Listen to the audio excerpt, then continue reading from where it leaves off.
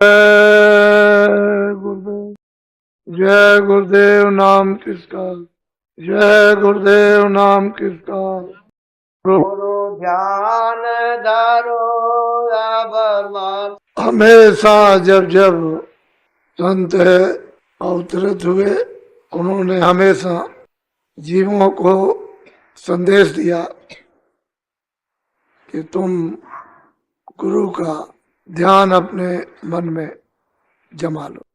जब ध्यान जमा लोगे मन में, और चीजों की तरह से जब गुरु से प्रेम हो जाएगा तो इन सब चीजों से लगाओ।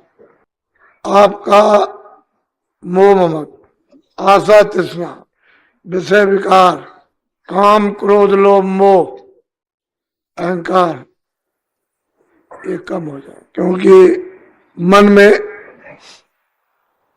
गुरु को बसा लिया। इसलिए गुरु की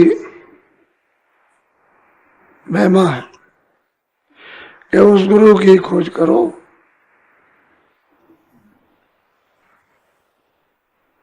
जो शब्द सुनाई, जो पूरा है, जिसने मालिक को प्राप्त कर लिया।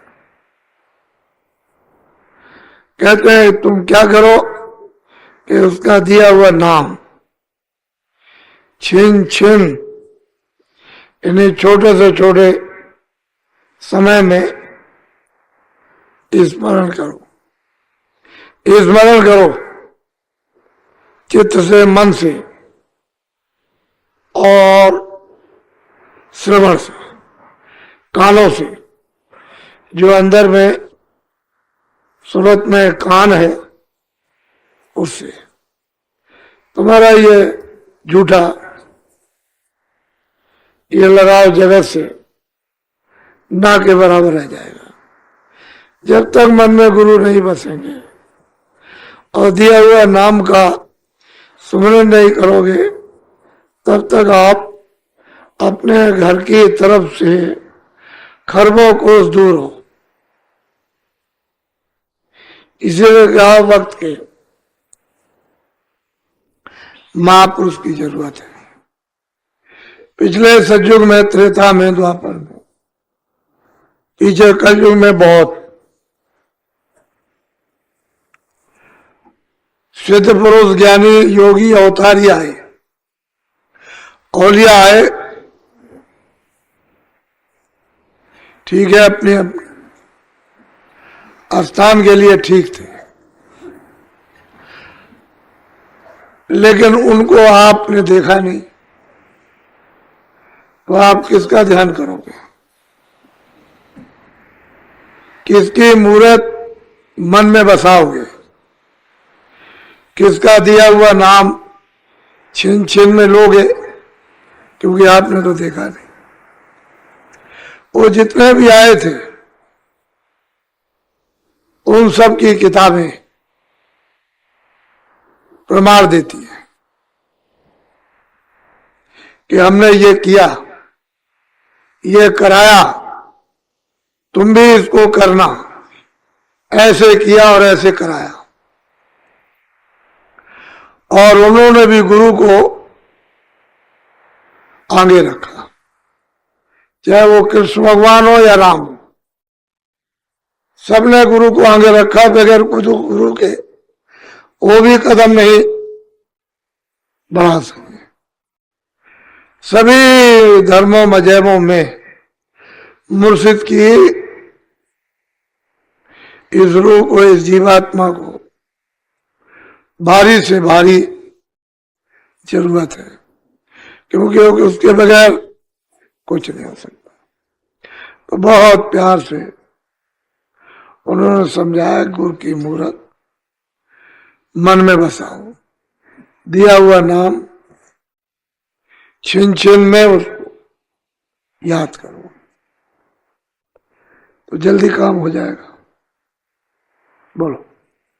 गुरु वचन सुनो सारवन से, गुरु दर्श कर। कहते हैं कानों से उनके वचनों को ध्यान दे करके सुनो। कैसे सुनो? कि आंखों से दर्शन करते जाओ, सुनते जाओ, करते जाओ। मूर्त को बसा लो। पलटा तो जब ही खाएगा, उसको मन में बसा ली। आंखों से दर्शन, सत्संग वचन सुनो तो कानों से, और अंदर तय की तय जमाते जाओ। संसार अपने आप उखड़ के भाग खड़ा होगा। जब चित्त से, मन से, बुद्धि से जब चल पड़ेगा तो क्या है, तुम संसार के साथ आप बंधे हुए हो, संसार आपके साथ नहीं बंधा। आपने बंदर की तरह से उसको अज्ञान में पकड़ रखा कि मेरा संसार है, मेरा परिवार है, मेरे बच्चे हैं, मेरा पति है, मेरा पिता है, मेरा मजहब है, मेरी रामायण है, मेरी कुरान है, मेरी गीता है, मेरी मस्जिद है, मेरे मंदिर हैं, मेरी गमना जमुना, तुम्हारा काबा है। ये जो आपने पकड़ रखा है जकड़ कर बंदर की तरह से, छोड़े नहीं छोड़ते हो। बंदर को जब पकड़ा जाता है तो हांडी गाड़ दी जाती जमीन में, छोटे मौके उसमें चना डाल दिया। बंदर आया, उसने हाथ डाला तो चना उसको मिल गया, उसने मुट्ठी में उसने भर लिया। मुट्ठी फैल गई, तब तक आदमी चल दिया तो चना छोड़ता नहीं। मुट्ठी जब तक फैली रहेगी तब तक उसका निकलेगा नहीं, तब तक मदारी पकड़ लेगा। ठीक इस संसार को इस तरह आप लो, है कोई किसी का नहीं, न तुम उसके हो न वो तुम्हारा। जबरदस्ती अज्ञान में जकड़ के पकड़े हुए।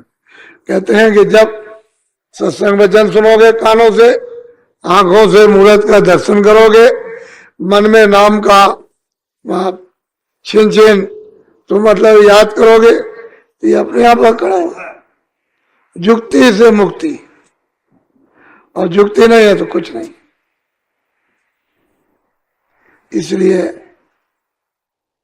सत्संग की अति जरूरत, महापुरुषों का सत्संग मिले। बोलो।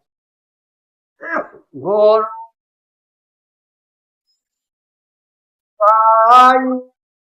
गुरु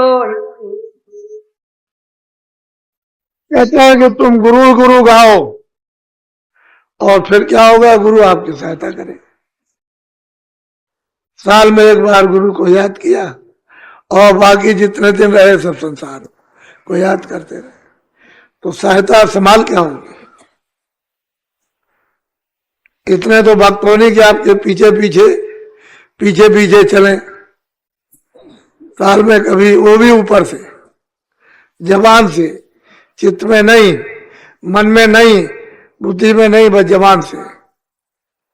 बस तो आपकी संभाल और सहायता कैसे होगी। कहते हैं हर वक्त गुरु ही गुरु फिर गाओ, फिर तुम्हारे सहायक हो जाएंगे। तो ये जीवात्मा भी 84 में नरकों में नहीं जा सकती, जन्म मरण से छुटकारा पा जाए। ये तो उनके महापुरुषों के वचन दस्तावेज है। क्यों आप जाते हो दस्तावेज कराने, ये मोहर लग जाएगी पक्का हो जाएगा। तो ये वचन उनके मोहर लगे हुए पक्के हैं, दस्तावेज है। वो जो कहे वैसा करो, तुम्हारी हर तरह से संभाल करेंगे और जीवात्मा को, सूरत को जगा लेंगे। बोलो। जेकर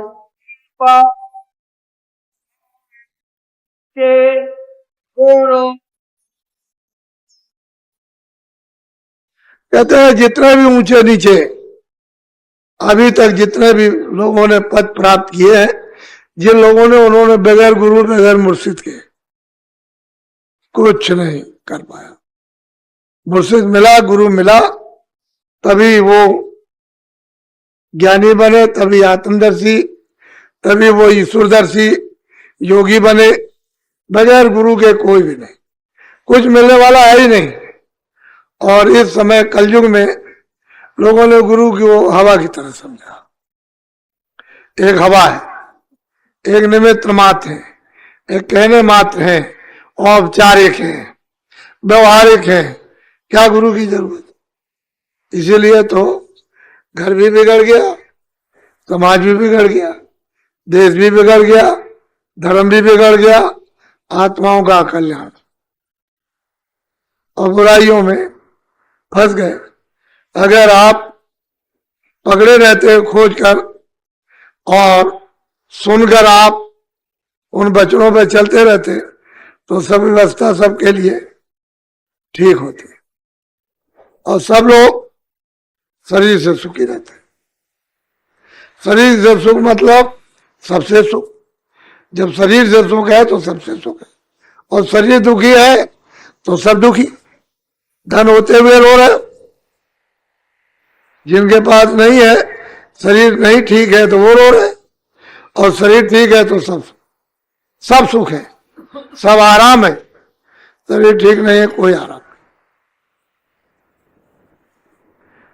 तो कहते हैं जितने ऊंचे नीचे पद बगैर गुरु के जरा सा आगे नहीं बढ़ सके। बोलो।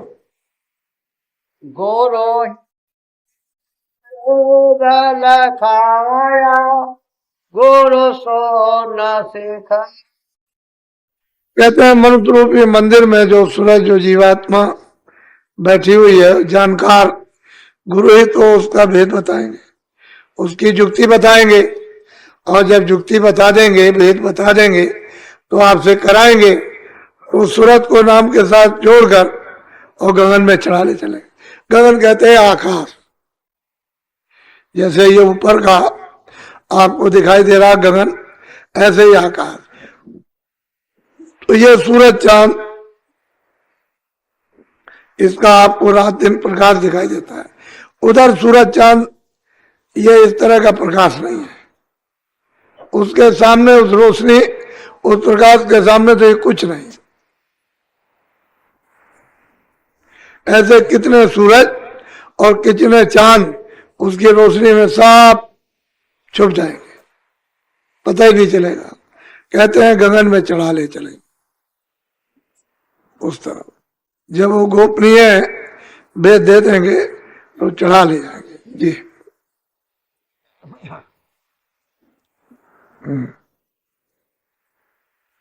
गुरु पर छाय गुरु भमर गुफार। कहते हैं ये पद है, ये स्थान है सदल कमल। इसके ऊपर में ब्रह्म का स्थान, उसके ऊपर पार ब्रह्म का स्थान, ये दिखाते हुए कहते हैं कि तुमको ले चलेंगे स्थान दर स्थान। गुरु धीरे से चढ़ा ले चलेंगे गगन की तरफ। जिधर से ये सूरत आई उधरी। आप क्यों डरते हो? घर का भेद बताया घर में जाने का, तो वह खौफ क्यों? इसलिए कि आपके ऊपर इस देश का, काल का कर्जा है। कर्जे के बसीभूत होकर आपको भय लगता है। नहीं, अपने घर का पता ठिकाना मिल जाए तो वह डर किस बात का? वहां तो जो पहुंचेगा वो जीवित हो जाएगा, कभी मरता ही नहीं है, कभी जन्म ही नहीं लेता, कभी रोगी धोगी नहीं, कभी बीमारी नहीं है, कभी छोटा ही बड़ा नहीं, अपने स्वतंत्र है, अविचल और सुख आनंद और शक्ति के लोक में पहुंच जाएगा, परम धाम में। तो डरने की बात क्या? कहते हैं गुरु धीरे धीरे चढ़ा ले चलेंगे। बोलो। गुरु साथ लोक दर्शाया गुरु अलखय गम पर। कहते हैं कि वो जहां से सुरतें आई हैं वो सतलोक है। कितना बड़ा, कितना लंबा, कितना छोटा, उसकी पैमाइश किसी ने न की न कर सकेगा। कहते हैं कि ये सब जीवात्माओं का जो चर अचर में पशु पंछी कीड़े मकोड़े जितने भी जीव जंतु हैं, जल में, थल में, वायु में, आकाश में, ये सब जीवात्माएं वहीं से आई। और सबसे पहले इन सबको नर तन मनुष्य शरीर मिला। पहले कोई भी पशु पंछी कोई कीड़ा नहीं। जब नर शरीर सबको दिया गया, जितने भी आए, नर शरीर पाने पर जब एक विधान बना दिया और अधिकार आपको दे दिया कि जो भी अच्छा बुरा करेगा अपने अपने कर्म का फल पाएगा, तब उन्होंने फिर 4 खाने 84 लक्षणियां और नरक बनाए। फिर जो जो गलती करते गए, किसी ने ज्यादा, किसी ने कम, किसी ने उससे ज्यादा, उसको उठा के बंद करते गए कारागारों में और सजा देते चले गए। पूरा का पूरा विधान लिखा हुआ है वेदों में, क्योंकि आज में वेदों में ही कर्मों का विधान बना, और तो कोई किताब थी नहीं। और वो ब्रह्मा ने जो उन्होंने वाणी उच्चारण की वही सुन करके लिख दी। फिर उसका आदेशानुसार प्रचार सबको सुनाया गया, सब में किया गया। जब प्रचार हो गया तो फिर उन्होंने अधिकार दे दिया कि जो भी जो करेगा उसको ये मिलेगा। बस जीव नहीं जानते थे बेचारे, धीरे धीरे धीरे धीरे करने लगे उसी तरह की। धीरे धीरे पहले छोटी सजा, फिर धीरे उससे छोटी, उससे छोटी, उससे बड़ी, उससे बड़ी, उससे बड़ी, बस सजा मिल गई। अब जीव उतर गए, नीचे उतार दिए गए 4 खानों में। अब इनको मौका कहाँ मिलेगा? मनुष्य शरीर फिर मिला आपको, और ये चढ़ने के लिए मिला, नीचे जाने के लिए नहीं। तो आपको तो इसकी चिंता नहीं है। कहते हैं सारी जीवात्माएं सतलोक से इनका उतार हुआ। इन सब का मालिक सतपुरुष है, सतलोक में रहते हैं। और ना यहां कभी आए ना कभी आएंगे। उनकी मौज मर्जी से संत वहां से भेजे जाते हैं, जो जीवों को जगाने के लिए, वापस ले जाने के लिए आते हैं। जो उनका कहना मान लेंगे और युक्ति ले लेंगे और प्रेम प्यार कर लेंगे, वो चल देंगे वापस, घर में पहुंचा दिए जाएंगे। जो नहीं मानेंगे वो अपने अपने कर्म का फल जो करेंगे वो फिर भोगेंगे। क्योंकि ये तो मृतलोक में अंतिम स्थान है मनुष्य शरीर का, जहां जीवात्मा बैठी है। ऊपर जाने के लिए दोनों आंखों के मध्य भाग में, अगर इससे नीचे उतर गए तो फिर ये मनुष्य शरीर नहीं मिलता। एक ही बार दिया गया, फिर नीचे जा रहे हो तो जाना चाहिए था ऊपर। बोलो। ने सर्ववेद गुरु सते सपाहिता। कहते हैं गुरु ने सबका नीचे से लेकर के ऊपर तक 4 खानों 84 योनिया, स्वर्ग, बैकुंठ है, ब्रह्मलोक, पार ब्रह्मलोक, ये सब उन्होंने पूरा का पूरा मतलब एक ही वर्णन किया, बताया, श्रुतों को दिखाया। तो गुरु से बढ़कर के और कौन होगा? किसको माना जाए? वो तो सब कुछ ही, वो न मिले तो किसी को नहीं जाता। बोलो। यह करनी का भेद है ना चारे सब पार। कहते हैं भाई करनी का है तो मेहनत का है, तो भजन करने का है। वचन सुन लिया, मन में बसा लिया, उनकी मूर्त अच्छी तरह से, फिर जो नाम दिया उसको आपने हर वक्त याद रखा और बताया कि ऐसे भजन करो, करने लगे। तो कहते हैं करनी का भेद है। ये बुद्धि का नहीं, इसमें बुद्धि कुछ नहीं कर पाएगी। और बुद्धि को छाड़कर करनी करो, मेहनत करो, भजन करो, नाम को सुनो, शब्द को सुनो, अंतर दरवाजे पर बैठकर, तब तो कुछ सार मिल जाएगा।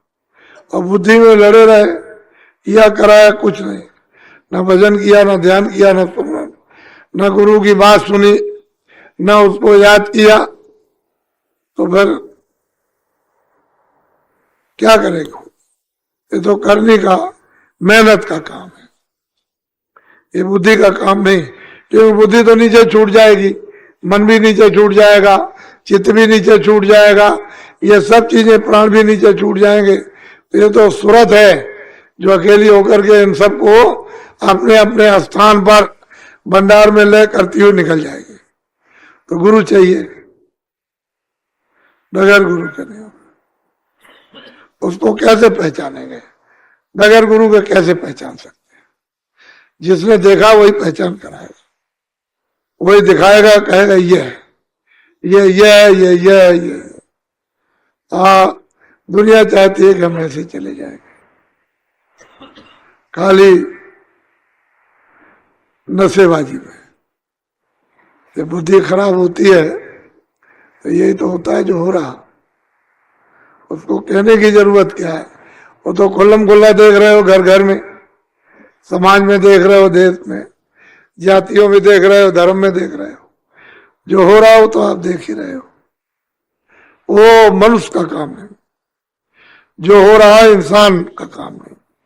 ये सब हैवानों के काम,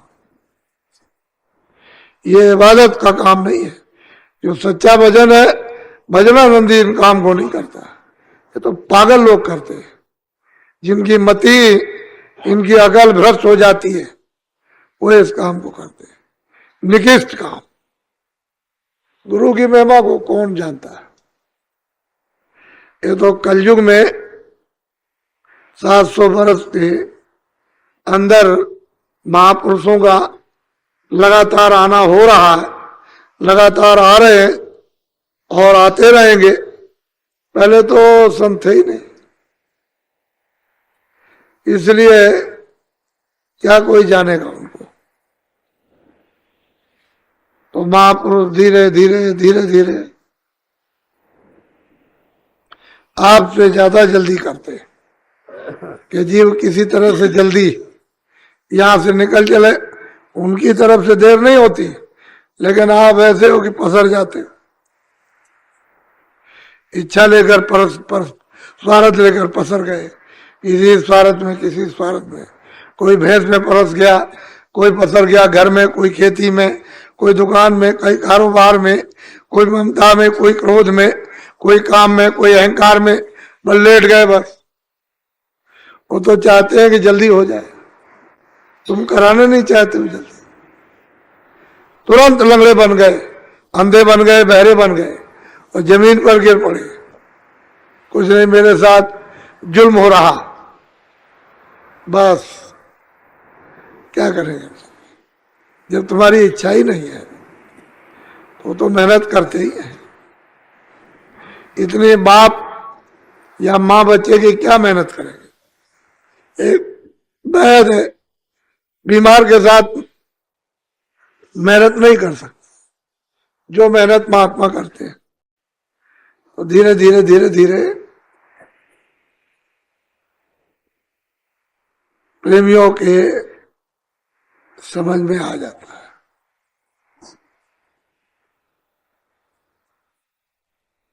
आज 7 तारीख हो गई, बीच में एक दिन और रह गया। मैं आज कैंपों में थोड़ा ऐसे ही चला गया था, कई एक कैंपों में गया हूं, तो अभी उनके काम, अभी जो भी है उनके अधूरे पड़े हुए हैं।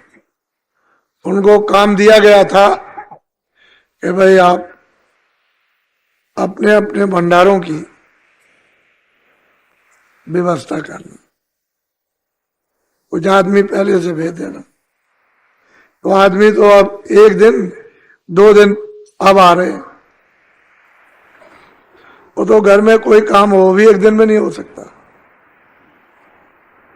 तो इतने लोगों के लिए आपको इतना कहा गया कि आप लोग सचेत हो जाइए, भीड़ बहुत आएगी, आपको मालूम नहीं है, आप जानते नहीं हो, इसलिए कुछ मतलब था, मकसद था, तो आपको कहा गया था कि आप लोग आकर के थोड़ा सा अपने अपने स्थान पर जहाँ रुके वहां ये प्रबंध कर लीजिए।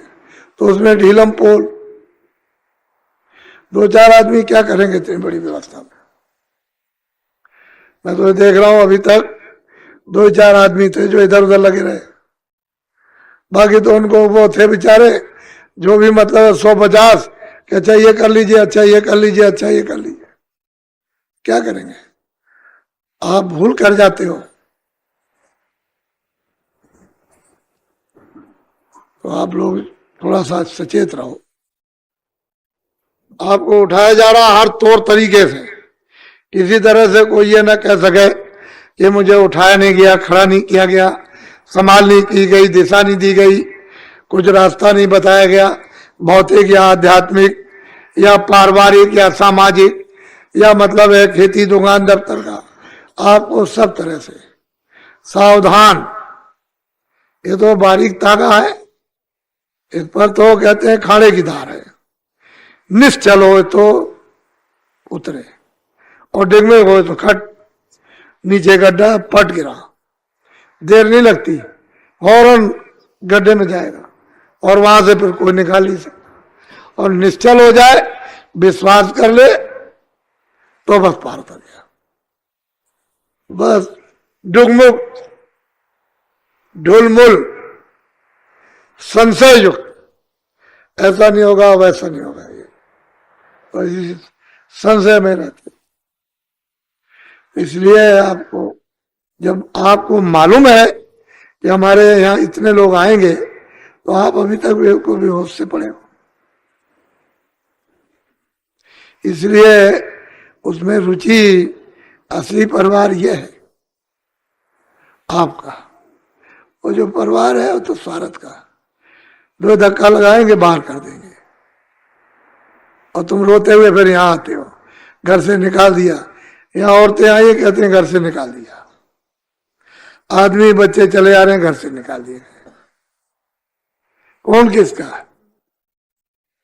इसलिए ये असली परिवार है। इस परिवार को एक अच्छा बना लो और अच्छे बन जाओ तो किसी चीज की कोई कमी नहीं। तो संभल कर, अब जल्दी करो, अब क्या रात है, कल दिन भर है, फिर कल लोग मतलब ये कि अब परसों यहाँ एकदम जमघट ही जमघट, चारों तरफ आपको दिखाई देने लगेगा तो संभालना मुश्किल हो जाएगा। इसलिए होशियारी के साथ अब की सत्संग सुनो, दूर दूर से आ रहे हैं, महाराष्ट्र से है, गुजरात से है, आपके मतलब यह है कि बंगाल से, बिहार से चले आ रहे हैं, राजस्थान से आ रहे हैं, जितने प्रांत हैं धीरे धीरे सब सिमट करके आ रहे हैं।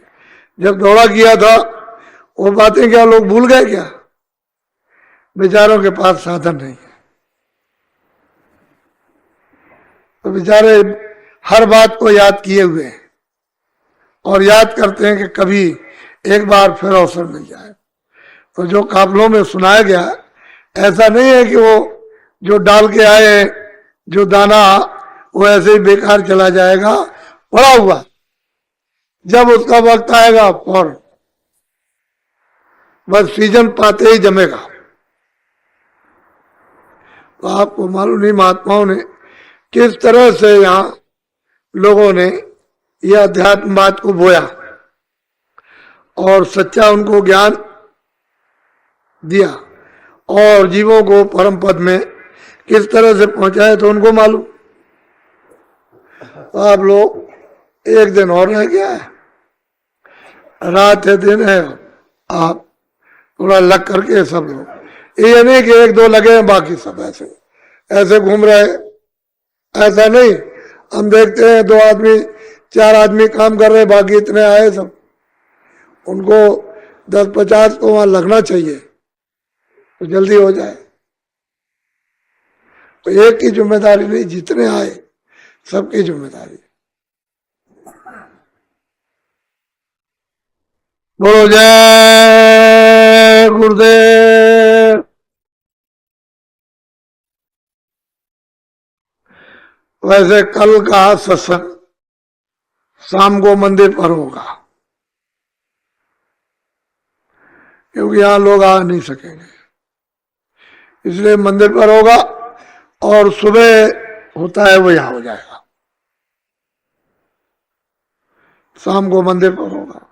आज जो आप सेवा करते थे सुबह, वो सेवा तो आज आखो मुँह पर दया दृष्टि। अब कहते हैं कि दीनदयाल आप इस दात पर अपनी दया कीजिए और अपना बना लीजिए, हम तो आपके हो।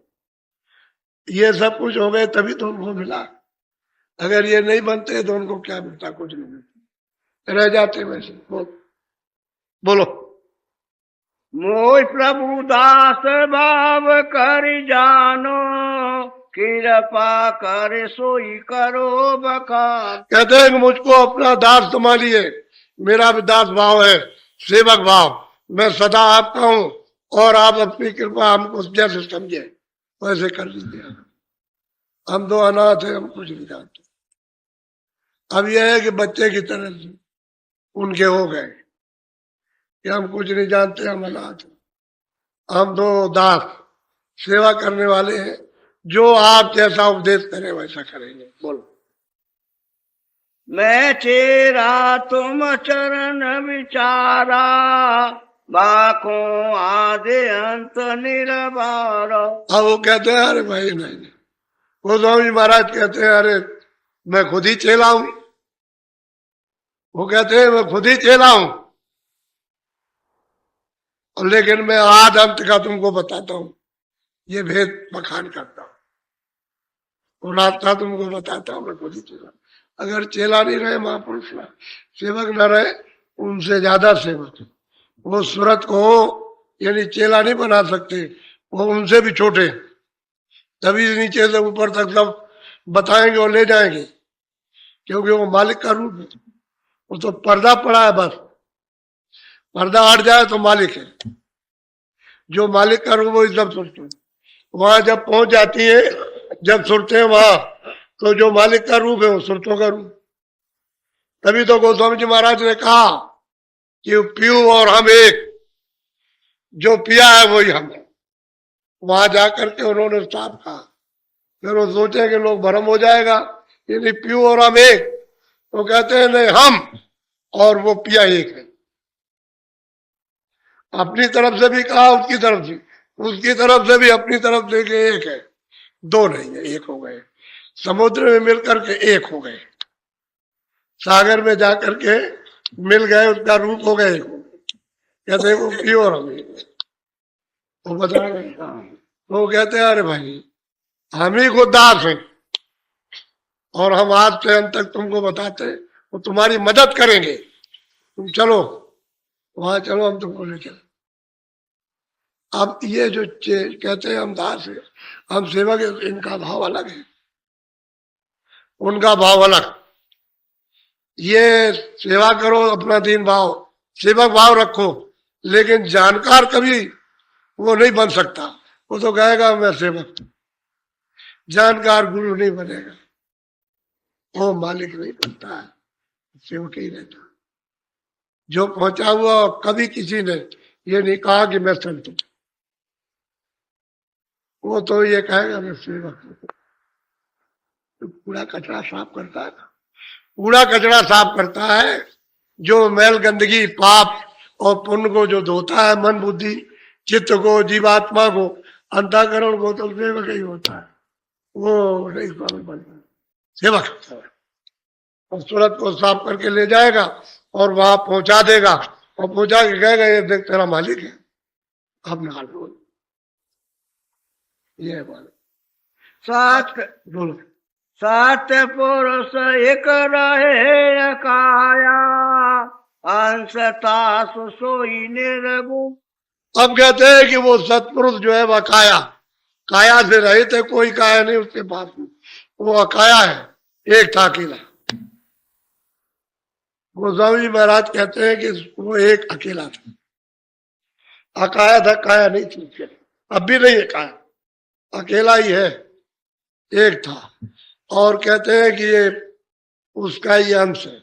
कौन है ये? निरंजन भगवान जो सैदल कमल में बैठे हैं, ईश्वर घाट और खुदा, ये उन्हीं के अंश है, उन्होंने भेजा सत्पुरुष।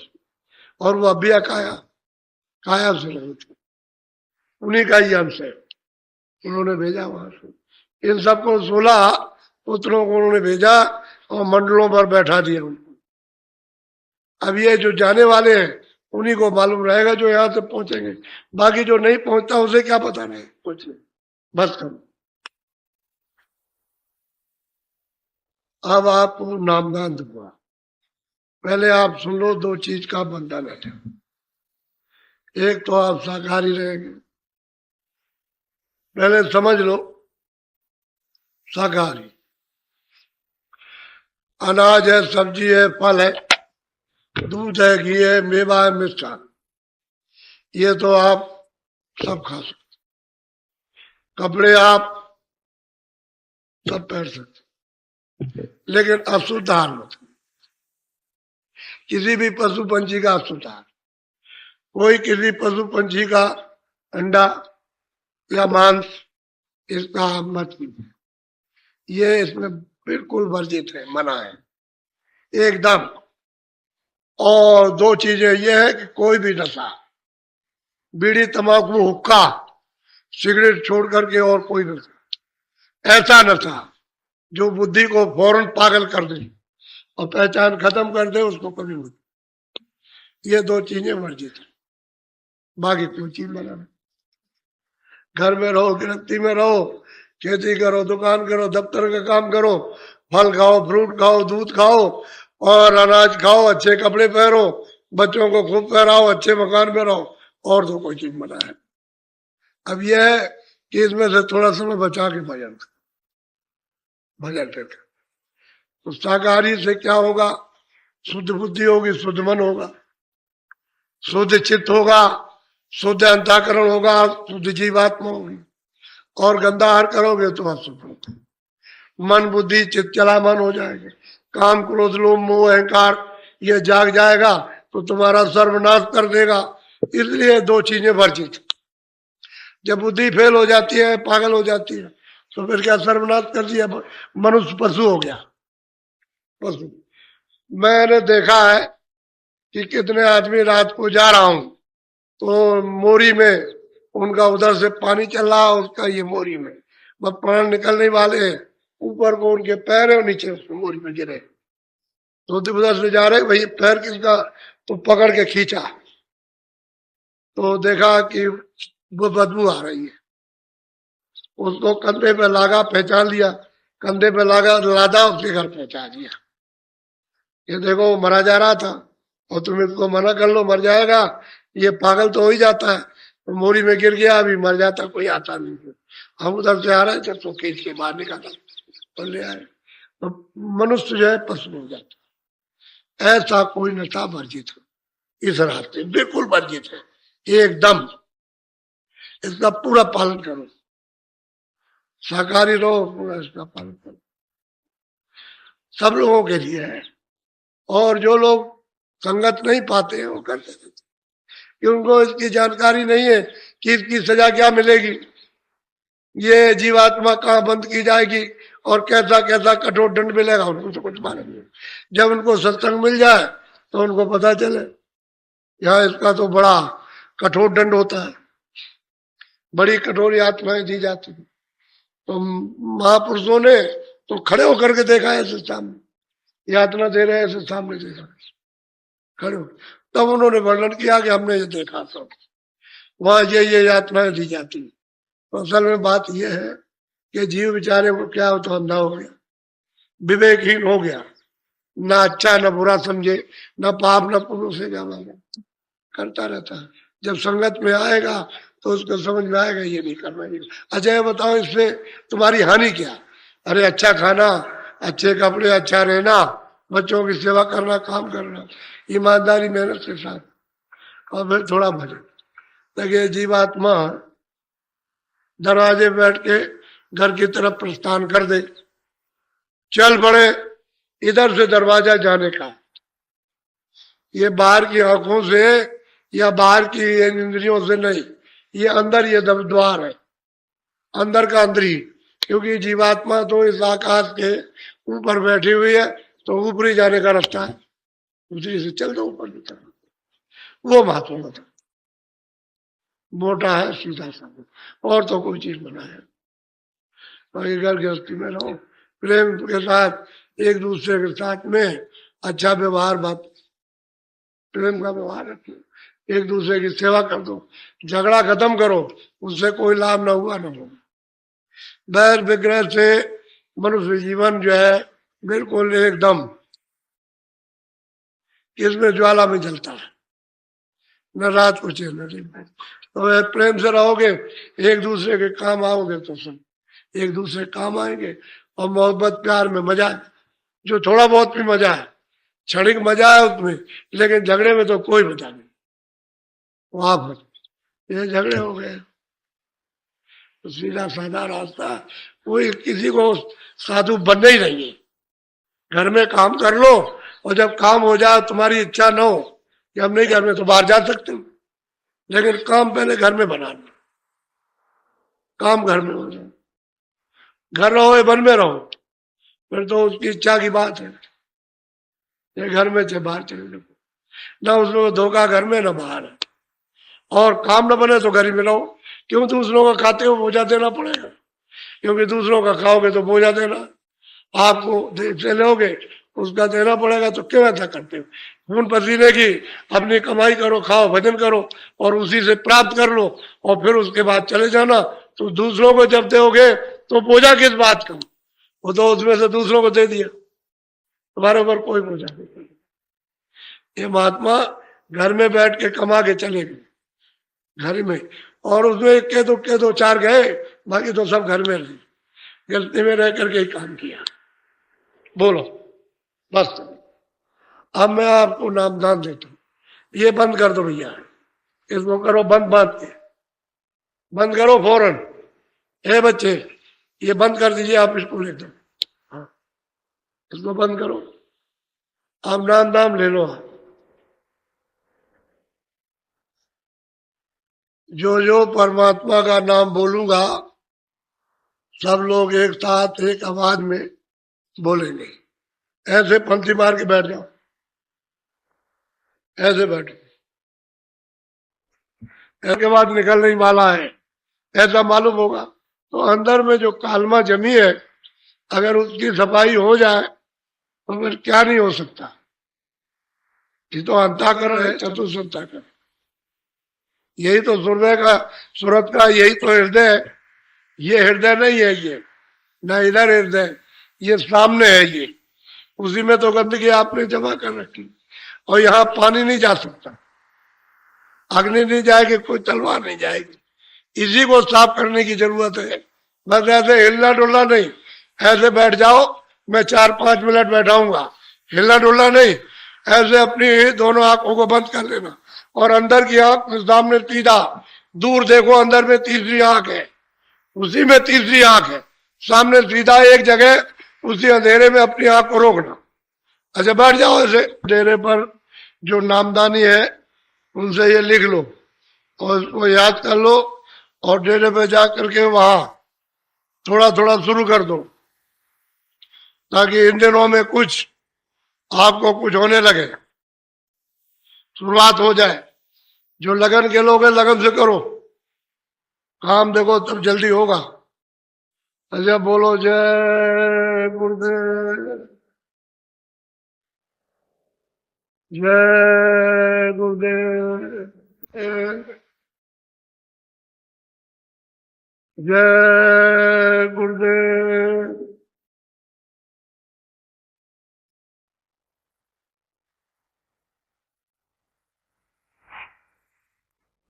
कितना महत्वपूर्ण है वो प्रार्थना भजन। इसी से सब यानी दमन हो जाएंगे, इसी से काम बच जाएगा। और तुम इस उत्पाद तो सब जगह हो रहा, क्या उसी में कूदोगे क्या? फिर कल कहोगे ये क्या हो गया, हमको धोखा हो गया, हमको किनारा नहीं मिला, ये वो कुछ नहीं, वो तो देख लिया। उत्पाद वो भी हमने सब दिखाया, सब जगह पर आपको दिखा दिया वो चीज। अब ये काम करो और लेके कुछ नहीं जाओ, चाहे सारी दुनिया का धन को इकट्ठा कर ले कोई भी हो, और वो कहे अब ले जाएगा एक नया पैसा, एक रत्ती सुई की नोक ले जाएगा और उसको खींच ले जाएगी। और उस वक्त इतनी तकलीफ होगी कि जबान बंद, उसकी आंख बंद, कान बंद, सब बंद, और ले जाएंगे उधर, और ले जाकर 1 मिनट भी लगे ना करेंगे और बस सीधे पहुंचा। तो तुम ऐसे ही रह जाओ, कहा करोगे जमीन को रखे, इसको क्या करो? अब वो तो बेचारी वहां उसको सजा मिल रही और तुम यहाँ तरी को रखे हुए 15 दिन तक बराबर रख के चले। बोलो, तरी को नहीं रखना चाहिए, तुरंत उसका संस्कार पूर्ण कर देना। बोलो जय गुरुदेव। ठहर जाओ। अब एक 50-60 आदमी और 50-60 घोड़े वाले, छोटा छोटा, किसी जगह पर 50, किसी जगह 60, किसी जगह 100, ज्यादा जाने क्या मुझे वो इतनी सेवा है। अभी 9 बजे होगी सेवा, तो आप लोग वहां चले जाते, ज्यादा लोग क्या करोगे? ज्यादा क्या आप सेवा नहीं, वहां बेकार में जाओगे काम। ये समझ लो मुझे सेवा करनी है तो इधर जाओ, देखो हर जगह आश्रम की तरफ से दीवार बनी है, एक करीब 60-70, बस वो फड़ुए वाले रहेंगे थोड़े सौ, जो 80 लगा देंगे, ऐसे कर देंगे। और थोड़ा सा मिट्टी थोड़ी रह गई उसको ड्रेसी बेरेसी करने को बंद कर दे, हो जाएगा काम, पूरा हो जाएगा, सेवा पूरी हो जाएगी, सेवा पूरी हो जाएगी। तो दोनों बातें, या आपकी चर्चा बहुत दूर तक चली गई कि ये क्या हो रहा है, एक और दूसरी सद्भाव, और तीसरा आपका सेवा, ये सेवा का पुण्य, दूसरों के आराम के लिए, इन्हीं सब पर। अब वो तो जिसके हाथ में जो चीज होती है ना, वो तो भट्टी वाले को कैसे उसको उसमें डालना है, कैसे उसको मतलब गर्म करना हो, कैसे उसमें से सत्य निकालना, वो तो मिस्त्री को मालूम, जो इंजीनियर है उसको पता है वो क्या है। वो तो आप छोड़ दीजिए, आप अपना काम कीजिए, जो करेगा वो तो अपना करेगा, सब चीज ला के डालेगा उसके, तो ठीक है, अपना निकालेगा और तब आपको दे देगा। आप तो ऐसे अब ये गड्ढा है पास, या थोड़ा सा, ये भी मतलब है कि लग जाए कुछ, देख लो कमी हो तो तुम पास में तो लग जाना, तो ऐसे ही कुछ यहाँ थोड़ा सा कुछ ये तो जाते कुछ है, क्योंकि बहुत से लोग कभी सेवा की नहीं होगी, कितने नहीं किए जा रहे, बहुत चले गए। हम उधर जा रहे थे, हमने देखा रहे बहुत जाती, इतने क्या करेंगे तो हम लौटे आए, तो बहुत लोगों ने सेवा नहीं की। ऐसा मत समझो, थोड़े ही लोग हैं जिन्होंने सेवा की, बाकी सब बैठे रहे, ज्यादा लोगों ने नहीं की है, लेकिन करना चाहिए कुछ ना कुछ, सेवा जरूर कर सकते हैं। श्रमदान बहुत महत्वपूर्ण होता है, ये सेवा, ये इसके लिए परमार्थ में ये अति उत्तम स्थान है। सत्संग, सेवा, भजन, ये 3 चीजें मुख्य है। सत्संग और सेवा तब तो भजन हल्का हो जाए, आसान हो जाएगा, सुलभ हो जाता है। और नहीं तो तुम सेवा नहीं करते हो और सत्संग भी अधूरा सुनो तो वजन फुलाते, ये मान कठिन, बहुत दुर्लभ है, इसलिए उसको सरल बनाने की जरूरत। तो ये लोग बताएंगे चलो आओ तुमसे, और जब ये कह देंगे अच्छा आप चले जाओ तो तुरंत चले आना। ज्यादा अगर कोई पहुंच जाए और कहे कि आप जाओ, फिर आपको बताएंगे तो आप तुरंत चले जाएंगे, ज्यादा जरूरत नहीं है। वो थोड़े लोगों को जरूरत, लेकिन थोड़ा बहुत रह गया ना तो वो क्यों रह जाए, थोड़ा सेवा पूरा हो जाए, ये बात। बोलो जय गुरुदेव।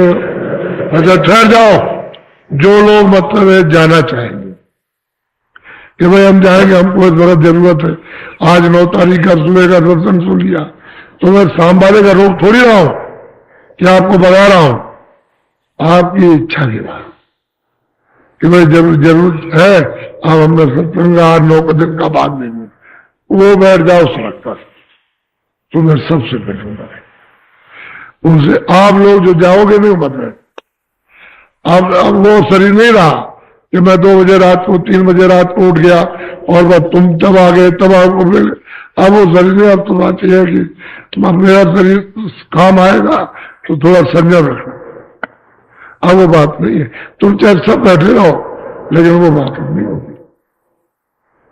यहाँ बैठ जाओ, यहाँ भी कहते हैं बैठ जाओ, तो आपसे सब मिलिए चलते हुए जो कुछ भी आपको कहना सुनना है तो आपकी तबीयत भर जाएगी कि बाबा जी ने चलते चलाते हमारी बात को सुन लिया, ठीक है चुपचाप। अच्छा दूसरा ये कि जो कुछ दे उसको रहना चाहिए, नीचे को देखते रहते हो, ये आंखें ऊपर को करना चाहिए, ऐसे करते ऊपर को देखना चाहिए, नीचे क्या ढूंढते हो, ऊपर को देखना। कहते हैं दया दृष्टि, कृपा की दृष्टि, बैठ की दृष्टि, अरे दृष्टि की तरफ में कि तुम नीचे करते हो, दृष्टि थोड़ा सा ऊपर की तरफ देखना। और नीचे वो देवियों ने मुंह ढक लिया और आदमी पगड़ी बांध ली नीचे कर लिया, तो मतलब ऊपर को करना चाहिए। इसलिए तुमको सब बात समझाई जाती, लेन से बैठ जाना और बाकी लोग अपने अपने देवों प्रेमों में। अभी मैं भजन कराऊंगा कबाली, थोड़ा सा आप भजन पर बैठ जाओ,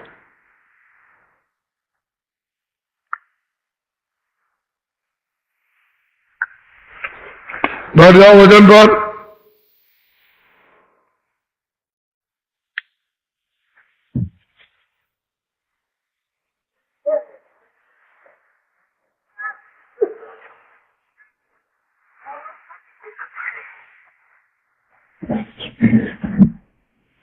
तो देखो बात मेरी सुन लो, ये जो आपको आदेश दिया गया था कि नाश्ता करना और एक वक्त भोजन, तो आप इन दुकानों पर इतना खाते हो कि आपको ये बोध नहीं है कि अच्छी चीज है खराब चीज है, ये आपको तो जिम्मेदारी तो आपकी। ऐसी गलती क्यों करते हो? जब बुद्धि तुम्हारे पास आंख तुम्हारे पास है और वे गलती करते हो आप, ऐसा कभी नहीं। जब एक वक्त खाना आपको कर दिया और नाश्ता कर दिया और शाम को चाय पी सकते तो आपको करने की क्या जरूरत है? ऐसा कोई आदमी नहीं जिसको मैं देखता नहीं और दुकानों पर खा रहा, ये क्या है? अरे मतलब तुम मर जाते क्या? और वो देखो वहां भर्ती हो गए। अब ये कहो कि किसी को क्या हो दस्त हो तो प्याज मंगवाओ नींबू मंगवाओ और 10-10 मिनट पर, यानी किसी के भी कुछ हो जाए क्या हो दस्त हो तो 10-10 मिनट पर घड़ी देख करके आधा चम्मच प्याज आधा चम्मच यानी नींबू का रस यानी दोनों मिला करके 1 चम्मच 10-10 मिनट रूमों में दे उसके पिलाते जाओ, मतलब ये कि अब ठीक हो जाएगा। सुना, प्याज और नींबू रख लो, रखे रहो प्याज नींबू, फौरन रस निकालो नींबू का और बस उसमें बस डाल दो चम्मच में, नींबू रस डाल दो और आधा आधा करीब उसको पिला दीजिए बच्चे। 10-10 मिनट में 4-5 बार घड़ी देख करो, 10-10 मिनट, 10 मिनट और फिर पिला दो, 10 मिनट फिर पिलाओ, 10 मिनट पिलाओ, ठीक है। ये मैं तुमको बहुत ही सुलभ दवा और सीधी साधी बता रहा हूं और हो जाएगा। अब आप खाओगे तो कोई क्या करेगा? कोई क्या करेगा? वो तो मतलब जो चाहे बेचेंगे और बेचने वाला, तुम क्यों खाते हो? तुम्हारी आदत कैसी पड़ी? अब गलती करते हो, तुमको इतना समझाते इसी में परेशान हो तो क्या किया? ये सोच लो पहले। अब ये तुम पेट तुम्हारा है, तुम्हारी जीभ है, तुम्हारा मन नहीं मानता, अब इसमें फंसे रहते हैं। जिसको देखिए उसको, देवियों को देखिए बस मतलब है बस, आदमी देखिए तो खा रहे हैं। अरे भाई संयम से खाओ, संयम। अगर तुमको रोटी नहीं खाना दुकान भी खा लो। अब वो घर रोटी भी खाई, नाश्ता किया और फिर भी खा रहे, अभी अच्छी बात है। अब इसमें वो डॉक्टर और शहर के कर्मचारी अधिकारी क्या करेंगे, ये हमको बताइए आप। वो क्या करेंगे? पेट आपका है मतलब ये मुंह आपका है, और हाथ पैर आपके, और आप मतलब फिर उन पर दोष लगाओ, ये नहीं किया वो नहीं किया। सब जगह पर पाउडर डाला गया। अब यह है कि तुम अगर गलती करो अपने सामने ही टट्टी पे साफ करो तो कोई क्या करे। जंगल जा रहे थे, तुमको बताया कि गड्ढा खोदो वही करो, और बस ऊपर से मिट्टी डालो तुरंत, कोई गंदगी नहीं। अब इतना भी तुम नहीं कुछ कर सकते हो तो बोलो कैसे करोगे? तो अधिकारियों को कोई दोष नहीं, वो थोड़ी साफ करेगा झाड़ू लगा करके, ये तो सब अपना काम। इसलिए हर तरह के लोग आते हैं, ये बात ठीक है, नए भी आते हैं पुराने भी होते हैं, लेकिन यह है कि जब सामूहिक कहा जाता है तो उसको सुनना चाहिए, मानना चाहिए उसको। लेकिन आदत पड़ी हुई है हर वक्त की, वो आदत के बस जब एक छोटी सी आदत नहीं छोड़ सकते हो तो बताओ फिर क्या छोड़। बोलो जय गुरुदेव। अरे भाई उनको जल्दी से 10 मिनट बाद प्याज और नींबू का रस 1 चम्मच मिला करके दो, 10 मिनट घड़ी देख करके दो, जो भी कोई ऐसा हो गया हो।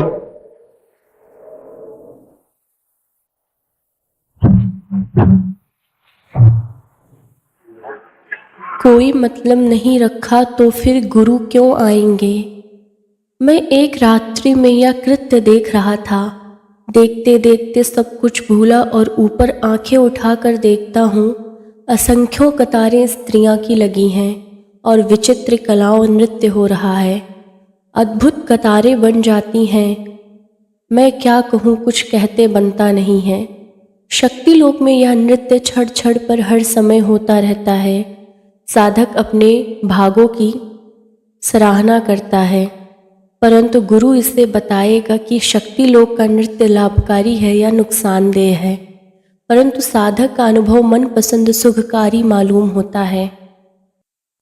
इस शक्ति लोक के नाके पर ज्योति माया विराजमान है, जिसको जात मातेश्वरी कहते हैं।